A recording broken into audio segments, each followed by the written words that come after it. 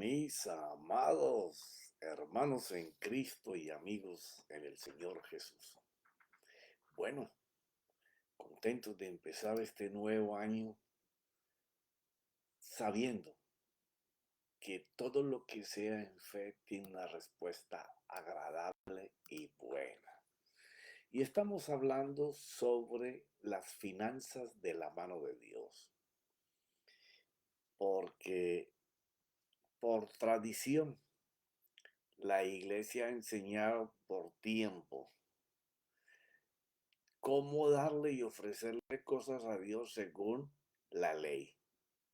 O sea, según lo establecido en la Biblia desde Moisés hasta Malaquías. Pero antes de Moisés, desde los patriarcas, y después de Malaquías, se enseña cómo darle al Señor bajo la gracia.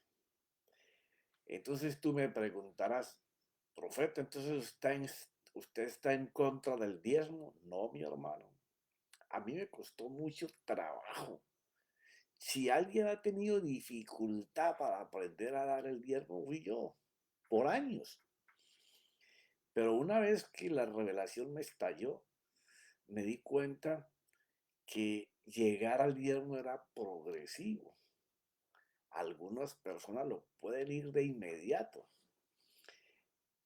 pero el fundamento principal no es el por ciento, porque el por ciento fijo, fijarte un por ciento fijo, te estás limitando a lo que la ley ofrecía.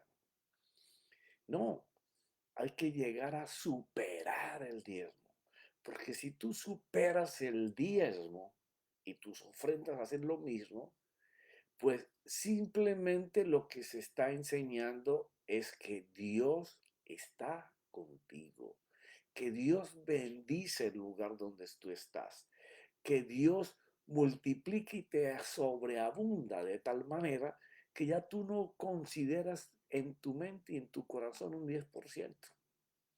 Tú vas mucho más allá en dar y en ofrendar.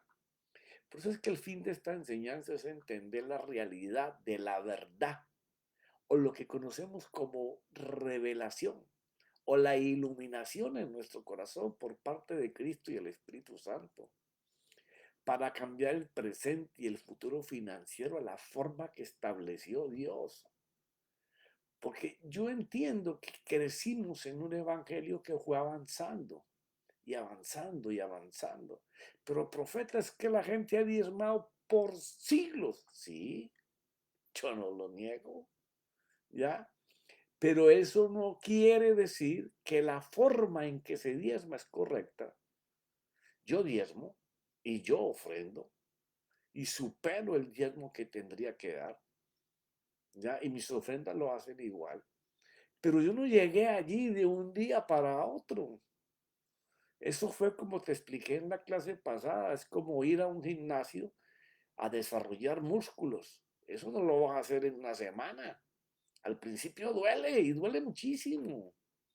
Igualmente es desprenderse de lo que cuando no lo entiendes, tú piensas que es el sudor y tu esfuerzo.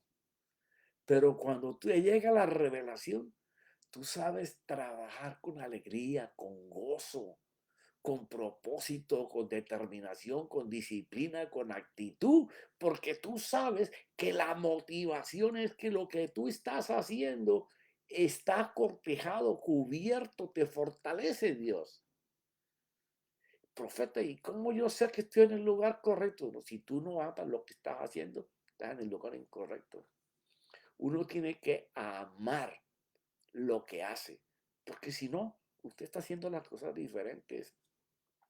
Entonces, el fin de esta enseñanza, que te digo que no sé ni cómo me metí en esto. Yo estaba hablando de las parábolas y de pronto el Señor me cogió un día y vamos a hacer esto y si esto se fue extendiendo y en estas 4 semanas que no he salido en ningún momento, eh, sí, he ido siendo ministrado por Dios y me gozo porque todo lo que he visto en las escrituras es exactamente lo que hago. Entonces yo te quiero compartir las cosas que yo he practicado y me dan fruto y me siguen dando fruto. ¿Por qué? Porque como te dije, yo he estado en las tres plataformas de buscar la economía, trabajar para otros, llegar a estudiar, a prepararse para tener un puesto muy elevado, después tratar de tener una empresa con mi esposa, en donde tuve que salir huyendo a este país, comenzar aquí de cero y a caminar muchos años con necesidades, hasta que me encontré con el Señor y me costó todo un esfuerzo, pero terrible, terrible darle al Señor un kilo, me costaba, me dolía. Y yo le decía, no, Señor, tú me entiendes que mi necesidad no me permite que yo dé. Cuando yo aprendí a hacerlo y a quién hacerlo, se fue abriendo todo y fui comenzando a poder darle a Dios sin mirar cantidades, sin mirar cosas. Así como en este momento yo voy a un lugar y yo quiero algo, yo no miro el precio. El tiempo ese en que yo miraba precio ya pasó. Yo ahora estoy en el nivel de que el Señor me sobreabunda, de que Él me da, porque yo soy la mano de Dios para dar. Entonces, necesitamos fe para poder llegar ahí. Ahora yo sé que mi forma de administrar lo que Dios ha puesto en mis manos, eso es muy importante. El don y la habilidad que Dios me ha dado para hacer lo que yo amo es lo que va a determinar que mi vida sea progresista, que yo tenga provisión permanente. ¿Ya? Y por eso puedo ir más allá del diezmo y puedo hacer de mis ofrendas cosas que otras personas no pueden hacer. Y todo para la obra del Señor y para el necesitado. ¿Ya? Y entiendo que todo lo que yo poseo parte de yo haber entregado. Esa es una palabra muy escuchada. Yo haber entregado todas mis posesiones, no físicamente al Señor, porque Él no las necesita, ni se las puede llevar tampoco, están aquí en la tierra. Son para que yo las disfrute, pero, pero yo tengo que saber cómo esas posesiones llegaban a mis manos, por qué camino llegaron, qué fue lo que Dios hizo. Si yo no puedo mirar, detenerme para contemplar qué fue lo que Dios usó para llevarme a este fundamento financiero, pues yo no puedo apreciar que todo lo que tengo me lo ha dado el Señor y que nada, cuando yo me vaya de este mundo no me va a llevar nada. Es ahora en este mundo que yo soy el administrador de mi don, de mi talento, de mi habilidad y de manejar los recursos que Dios me da. Porque Dios no me da recursos para que yo los dé todo y yo esté en necesidad por darle a otro. No, así no funciona esto. Entonces, es tan importante poder mirar las escrituras, ¿cierto? Porque ellas son los que nos dan lo que llaman mucho la llave, la fórmula, la regla para hacer las finanzas, sabiendo que todo lo que hago es en cobertura a mi familia, a cobertura a la obra del Señor donde yo vaya y al prójimo. Y ahí es donde está la clave de todo, pero vamos a mirarlo por las escrituras, que las escrituras nos hablen. Mire, lo primero que tenemos que hacer es, ah, desde que pecó Adán y Eva, para acá, Noé, todas sus descendencias, Abraham, Isaac, Jacob, José, porque aún en Jacob, que le cambió el nombre a Israel, todavía no había una nación. Cuando llegaban a Egipto eran 70 personas. La nación se convirtió allá en Israel. Ahí fue donde Israel floreció. Y ahí fue donde, por quitar a Dios de sus ojos, de su corazón, se estableció el diezmo como un impuesto, como una carga para ellos. Porque tampoco vamos a decir que los hebreos son felices dando. Eso no es lo que dice la escritura. Inclusive Dios los llama que le están robando, ¿ya? Entonces, vamos a empezar primero por los gentiles como nosotros, los que están antes de Moisés. Entonces, lo primero que tenemos que hacer es mirar qué es un altar. Sí, porque siempre hablamos de llevar las diezmos y las ofrendas al altar. Pero vamos a mirar cómo se movían esta gente, a las que Dios prosperó y sobreabundó en gran manera. ¿Y qué fue lo que Dios tomó en cuenta para poder hacer eso? Bueno, un altar era una construcción de piedras que se edificaba como una señal que allí Dios hizo una promesa o un pacto. Ellos edificaban un altar con piedra. Ahora, ¿qué hacían en esos altares? Un holocausto se hacía donde Dios lo pudiera, se hacía donde Dios lo pidiera. Se refería a animales muertos, los cuales el hombre quemaba para complacer y ser o perdonado de su culpa o sus pecados. Pero si Dios consumía los animales, era una señal del cielo de que Dios estaba satisfecho y iba a hacer un pacto con esa persona a la que Dios le estaba hablando, lo que hizo con Abraham. Un sacrificio era el ofrecimiento que el hombre hacía a Dios para detener el juicio por su culpa. Y si Dios lo aceptaba, eras perdonado y se detenía el juicio, como lo hizo con David y otros que se narran en la Biblia. Lo que pasa es que no podemos detenernos en todos los sacrificios porque entonces se nos va este año hablando solamente de esto. Ya es una tarea que tú también tienes que hacer. Otro era un altar donde se ofrecía una ofrenda, que podía ser animal, grano u otras especies. Era dando gracias o por favores que se esperaban recibir. Una persona estaba tan agradecida con lo que Dios estaba haciendo en su vida, ya, que ofrecía animales o ofrecía granos o cualquier otro tipo de cosas que pudiera darle al Señor como agradecimiento, con gozo, con alegría de la bendición que estaba viviendo. Pero tú nunca vas a encontrar que en un altar se sacrificó el diezmo. No. En ningún altar tú vas a encontrar que diga que llevarás el diezmo al altar. No. El diezmo, aunque lo reciben y las ofrendas, lo reciben hombres mortales para poder usar en la obra o en las misiones o si tienen obra social, lo recibe es el Señor.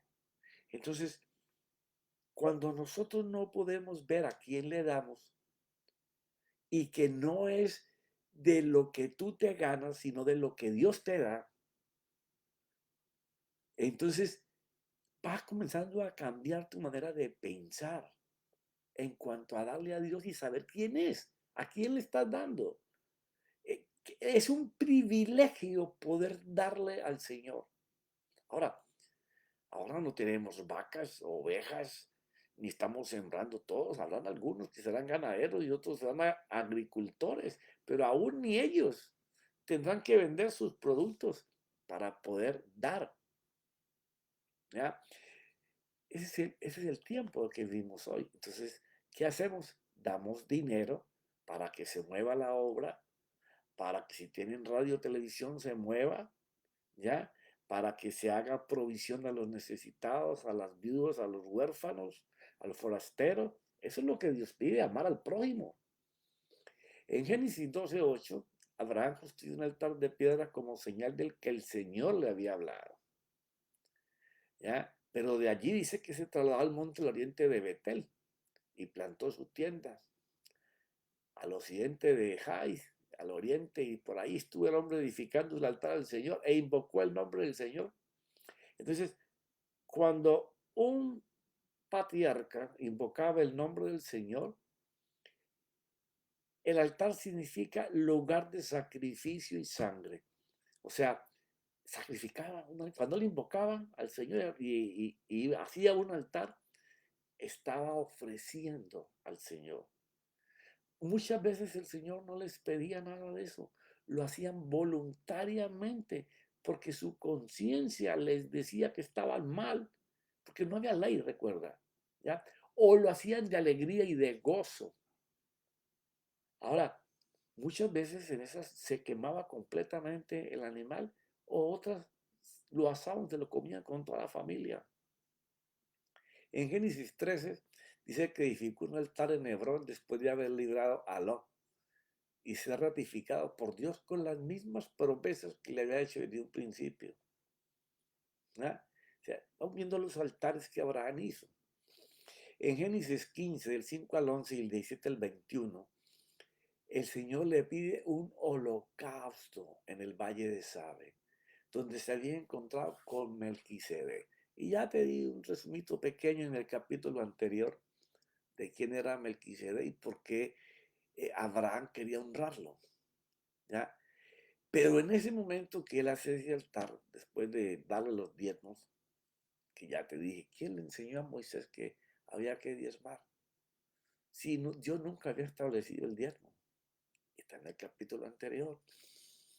¿Ya? Entonces, él, después de que le hace todo con Melquisedec, comienza a hacer un altar, pero en este momento él ve que Dios le ha ayudado a vencer, que el sacerdote Melquisedec salió a darle pan y vino en la honra de un hombre que está protegido por Dios, que su mano estuvo con él en todo, y el sacerdote sabe que Abraham es un hombre de Dios y sale a bendecirlo con pan y vino, que no vamos a mirar la sombra de lo que hizo Jesús con eso.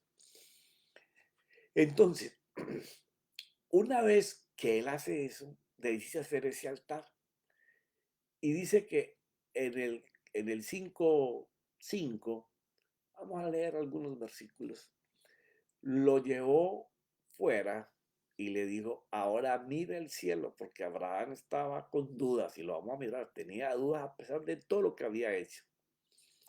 Y le dijo, ahora mira el cielo y cuenta las estrellas si te es posible contarlas. Y le dijo, así será tu descendencia. Le está hablando a un hombre que tiene más de 70 años, porque después de los 75 es que viene esta promesa, ¿ya? Que no tiene descendencia, no tiene hijos. Ismael no había nacido todavía. Y le dijo, yo soy el Señor que te saqué de Ur de los caldeos para darte esta tierra para que la poseas. Y aquí viene la duda, aquí viene la duda, ¿ya? Yo estoy viendo físicamente que yo no tengo lo que tú me estás diciendo y me sacaste para ver el cielo y que yo voy a tener tanta gente como lo que estoy mirando las estrellas, pero yo no tengo ni uno solo. Y le dijo, oh, Señor Dios, ¿cómo puedo saber que la poseeré? ¿Por qué? Porque es una tierra de muchos pueblos y todos difíciles. Y ya te expliqué en el capítulo anterior cómo se iban formando estos pueblos y se apropiaban de la tierra, porque había mucha tierra, pero no tenía dueño. O sea, Abraham desea una señal, algo más claro de que él fue y peleó con 8 reyes y les ganó. Y que el sacerdote Melquisedec lo está reconociendo como un hombre que Dios lo tiene bendecido. Y él le respondió, el Señor pide, el Señor pide que en ese altar le haga un sacrificio. Y él le respondió, tráeme una novilla de 3 años, una cabra de 3 años, un carnero de 3 años, una tórtola y un pichón. Y él trajo todos estos y los partió por la mitad y puso cada mitad enfrente de la otra, mas no partió las aves. Y las aves de rapiña descendían sobre los animales y sacrificios, pero Abraham las ahuyentaba. Tampoco voy a hablar mucho sobre este punto porque es muy extenso. Pero aquí vemos a una persona que está defendiendo todo el día, espantando animales, aves, para que no se coman lo que Dios está pidiendo para él. Te pregunto, ¿bajó Dios del cielo y comió los animales? No. Entonces, ¿qué era lo que estaba defendiendo Abraham? Abraham estaba confiando en que si el Señor le dijo que lo hiciera, él lo iba a hacer. No sabía qué iba a pasar con los animales porque estaba enseñado a quemarlos. Y resulta que ahora le dice a Dios prepáralos, ábrelos y déjalos ahí. Él está cuidando que nadie toque lo que Él ha preparado para el Señor por orden de Dios.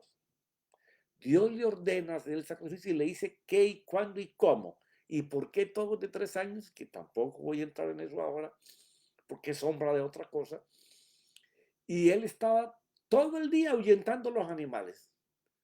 Y dice el 17, aconteció que cuando el sol ya se había puesto, hubo densas tinieblas. O sea, fuera de lo normal, Dios hizo que ese lugar estuviera súper oscuro. Y aquí apareció un horno humeante y una antorcha de fuego que pasó por entre las mitades de los animales. En aquel día el Señor hizo un pacto con Abraham. Vamos a leer el pacto y pasamos a otra cosa. O sea, Dios se pide un altar, pero le pide al hombre que prepare los animales con determinadas especificaciones. Él tiene que defender todo el día lo que Dios está pidiendo. Abraham no le ofreció al Señor estos animales, Dios se lo pidió. Entonces él está defendiendo lo que Dios le pide que dé. Ok, preparó el altar y está listo. En ese momento, Dios hace el pacto con Abraham. Y entonces cuando él pasa, viene del cielo, algo como un horno. Y salía del horno como una antorcha. Yo que trabajo en roofing y me toca antorchar papeles, sé lo que es una antorcha. Es un fuego fuerte, trabaja con gas y en la medida que tú aprietas el gatillo, eso sale un chorro tremendo. De esa forma me puedo imaginar que algo del horno salía así y quemó todo. Y le dice, a tu descendencia he dado esta tierra, y no tenía ni un solo hijo, desde el río de Egipto hasta el río Grande y el río de Eufrates. Y le nombra a todos los pueblos que van a vencer él y sus generaciones y que serán el pueblo de Israel después en un futuro. Él no lo dijo, esto se va a llamar Israel, no, tú lo vas a poseer. A los eneos, los ceneseos, los cadoneos, los hititas, los fereceos, los refaitas, los amorreos y todos los cananeos y todos los neos y los jebuseos. Dios es el que quema los cuerpos y con su fuego, por eso le pidió el holocausto y él mismo lo quemó con su fuego, cosa que dio maravillar a Abraham como una confirmación. Le estaba pidiendo una señal y no tuvo que usar fuego para quemar los animales. Igual que le pasó a Moisés con la zarza. Ahora, viene el cuarto altar que hace Abraham. Es el altar de sacrificio. Lo hace para entregar a su hijo, al único hijo de su esposa. ¿Ya? Y esto es bien importante aquí porque aquí le cambia completamente la panorámica a Abraham. ¿Por qué? ¿Necesita Dios probar a Abraham a ver si Abraham le cree y confía en él? No, eso es lo que nos han enseñado siempre. Porque cuando separaron la Biblia, pusieron un versículo que pertenece al capítulo anterior, donde dice que Dios probó a Abraham en esto. En el hebreo está así. Es la devolución de todos los pozos que Abimelech le había quitado. Cuando su gente lo rompía, entonces Dios le prueba a Abraham que está con él y le devuelve todos los pozos. Pero entonces después eso lo dejan en el capítulo que sigue y pareciera que Dios no conoce a Abraham. Entonces, ¿en dónde está la omnisciencia de Dios? ¿En dónde está la predestinación del Señor que depende de la presciencia que Él tiene? Pero vamos a dejarlo ahí porque si no me salgo del tema explicando eso. Entonces, le dice que lleve a su hijo para sacrificarlo. En ese momento, Abraham tiene que en su corazón probar si de verdad, él tiene que probarse de verdad con lo que le está pidiendo el Señor. Segunda vez que el Señor le pide algo. Primero los animales que los defendió y ahora el hijo de su esposa, ¿ya? Que se lo entregaba en un sacrificio. Y para parafrasear todo eso, para no irnos en mucho tiempo, dice que se levantó muy temprano, cogió el asno, preparó la leña, preparó el fuego, preparó todo, el cuchillo y comenzó a caminar. Ahora fíjate esto.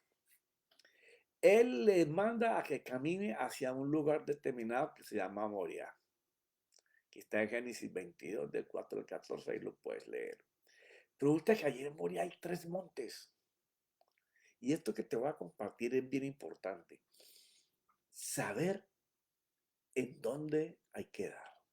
Porque cuando tú sabes dónde hay que dar, Dios coloca la provisión. Ahí miramos que al tercer día, que es otra sombra de otra cosa que no es del tema, pero que es importante, al tercer día él levantó sus ojos y pudo ver los montes allá allí en Moriah, y cada uno tiene un nombre. Él tenía que saber exactamente en qué monte Dios quería que él ofreciera. De la misma manera que él separó los animales, los partió a la mitad, él defendía lo que Dios le dijo que hiciera, que era para él. Ahora él iba a sacrificar a su hijo, pero tenía que ir al monte exacto que Dios le iba a determinar, porque en ese monte iba a estar la provisión. Si él se equivocaba de monte, por lo que vamos a ver ahora, no estaba el cordero enredado entre la zarza, no. Él tenía que oír bien la voz de Dios para saber en dónde tenía que ir a dar. Eso es importantísimo. Entonces dice que al tercer día alzó Abraham los ojos y vio el lugar de lejos. Entonces Abraham dijo a sus mozos, mira aquí cómo se enseña que Abraham no solamente era un hombre probado en su fe, sino que estaba seguro de lo que estaba haciendo.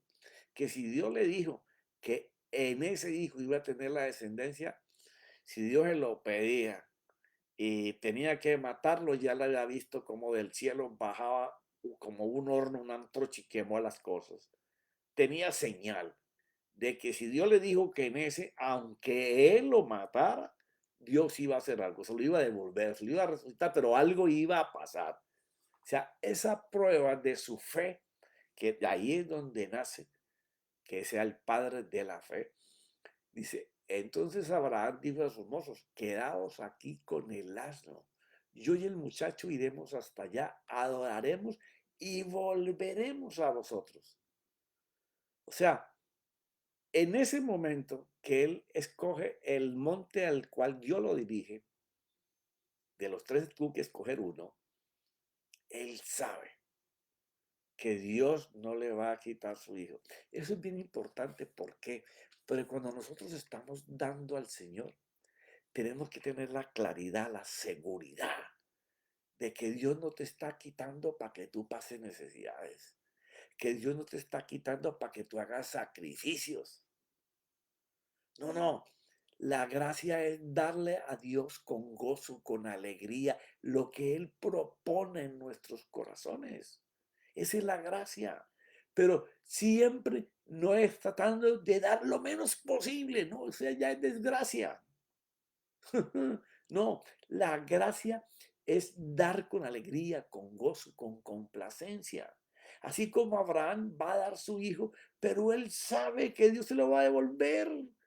No sabe cómo lo va a hacer, pero lo va a hacer. Entonces, lo importante en el dar no es voy a dar por un pacto. Voy a dar para que Dios me dé una empresa. Voy a dar para que Dios me multiplique en mi trabajo, para que me asciendan. Sí, está bien que tú pienses en hacer eso, pero Dios no es ni negociante ni comerciante. Dios no vende cosas ni negocia cosas para que tú veas que Él es Dios. No, la confianza está en dar, sabiendo que Dios va a hacer cualquier cosa para retribuir lo que tú das. Entonces dice, bueno, ya sabemos, Abraham tomó el cuchillo, el muchacho le dijo, papá, ¿dónde está el carnero? Llevamos la leña, el cuchillo, el fuego, pero ¿dónde está la provisión? Entonces, y que iban juntos, y el hijo le estaba preguntando por eso. Dice el versículo 9 que llegaron al lugar que Dios le había dicho. Esto es tan importante porque la provisión va a estar atada siempre a obedecerle a Dios el lugar, la persona donde tú vas a dar. Llegaban al lugar que Dios les había dicho y Abraham edificó allí un altar, alrededor la leña a todos sus hijos, bla, bla, bla. Todo eso lo sabemos.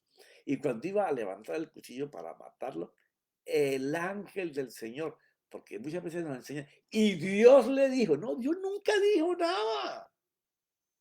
Dios envió a un ángel. El ángel del Señor lo llamó desde el cielo y dijo, Abraham, Abraham. Y él dijo, heme aquí. Y dijo, ahora sé. O sea, él no sabía.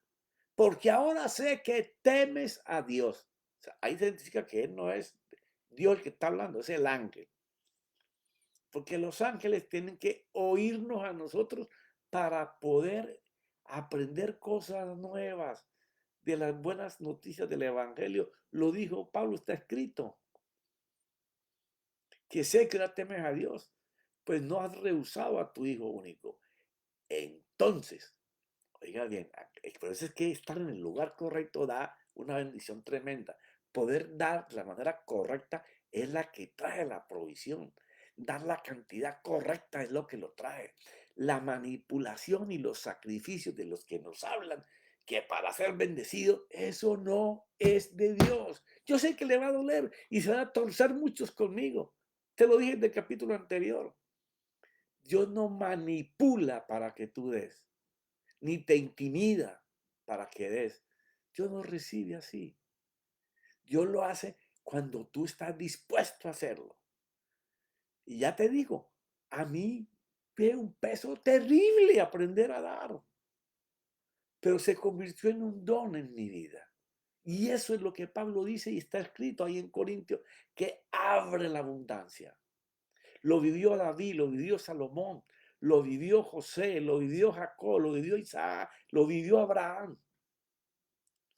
Entonces dice, entonces, cuando lo pararon de que no lo matara, dice que Abraham miró así a un ladito y miró que había un cordero atado. Dios estaba proveyendo para el sacrificio que había demandado lo que él quería que Abraham hiciera en vez de su hijo.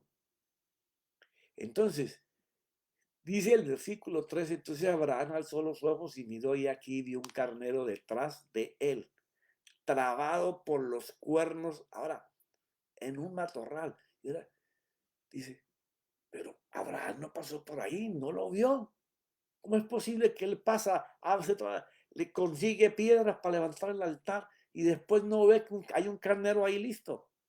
No, es que la provisión viene sobrenaturalmente cuando tú estás dispuesto a dar con gozo, con gusto, que no te pesa, que no te duele, que tú sabes que le vas a dar al Dios soberano. El privilegio de poder darle a Dios es lo que abre puertas, sabiendo a quién tú le vas a dar.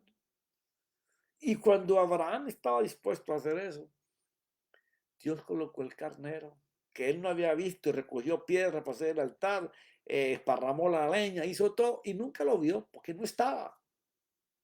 Una vez que tuvo la actitud de entrega, Dios derramó la provisión para que en vez de su hijo matara el carnero. Entonces Abraham alzó los ojos y miró y aquí vio un carnero detrás de él trabado por los cuernos en un matorral y Abraham fue, tomó el carnero y lo ofreció en holocausto en el lugar de su hijo. Y llamó a Abraham a aquel lugar con el nombre de El Señor proveerá. No es que cuando yo llegué al monte ya estaba provisto ahí con un carnero, no. Cuando yo obedezco a Dios en lo que Él me está pidiendo que yo dé y en el lugar que Él quiere que yo los dé, ahí es donde el Señor provee. Y como se dice hasta hoy, en el monte del Señor se proveerá. Solo una vez diezmó a Abraham. ¿Y por qué fue tan bendecido? Si solamente le diezmó a Melquisedec y nunca más volvió a diezmar. Isaac no diezmó. Jacob prometió diezmar y no lo hizo. José no diezmó nunca. Y es gente sobreabundante. Porque a Dios no le interesa qué cantidad vas a dar. A Dios le interesa la actitud tuya de dar. Y está escrito ahí en las epístolas. Entre más tú siembres, más vas a cosechar. Entonces, ¿cuál es el nivel? En que yo entregue completamente lo que yo pienso que es mío. Cuando yo entienda que no es mío, que el trabajo que tengo, la empresa que tengo, la manera de estudiar y tener habilidad para poder ganar más dinero, viene de parte de Dios. Sí, porque hay gente que quiere ganar como un médico, pero trabajan en Burger King, en McDonald's. No, usted tiene que estudiar para ser médico. Tiene que estudiar para ser ingeniero. Sí, pero yo conozco gente que no tiene ningún cargo de eso y hace mucho dinero. Bueno, trabajan bajo principios. Todo el que tenga un corazón dadivoso para Dios lo enseña dando, dando. Si usted no puede dar, Dios no te puede dar. Porque hay gente que está orando por una necesidad. Y Dios no va a enviar un ángel para que le dé, no, Él va a tocar un hijo de Él, una hija de Él, para que sea la mano de Dios, dando. Pero no puede dar si no tiene. Usted solamente puede dar cuando usted tiene. Y usted va a tener cuando usted sea capaz, sin hacer sacrificios. Ya el sacrificio lo hizo Jesús, dando de lo que usted tiene todo lo que usted pueda. Ahí es donde se abre la bendición, por tener un corazón entregado a obedecer cada palabra que Él habla.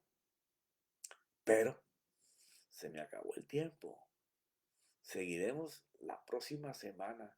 Iremos despacio en este tema porque es aprender cómo a dar y en dónde dar y cómo dar para que dándole a Dios, si tú estás mirando que le estás dando a un hombre o a una entidad, tú no estás dando. Usted va a dar en la entidad, pero dándole a Dios. Usted va a dar al prójimo, pero dándole a Dios. Usted va a dar al que está necesitado, pero le está dando a Dios. Si usted no puede verse dándole a Dios, que es un privilegio, usted no va a tener recompensa. Será bendecido por Dios para que tenga lo necesario y no se muera con necesidades. O va a pasar muchas necesidades mientras viva en esta tierra. Padre, te doy gracias, Señor, porque tu palabra es muy clara y tu espíritu habla fuerte.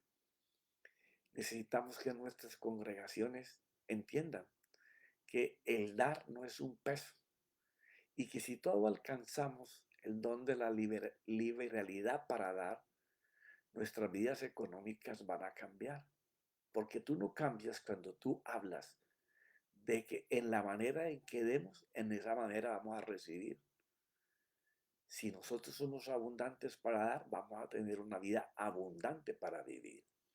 Gracias, Espíritu Santo, porque es un tiempo maravilloso. Los tiempos cada vez van a ser más difíciles y complicados cada año que pase. Por cosas que tienen que pasar para poder que llegue el fin y el Señor regrese. Te doy gracias, Padre, te doy gracias a mi Señor Jesucristo y a ti, Espíritu Santo, porque sin ti mi boca no podría hablar. En el nombre de ellos, amén y amén y amén.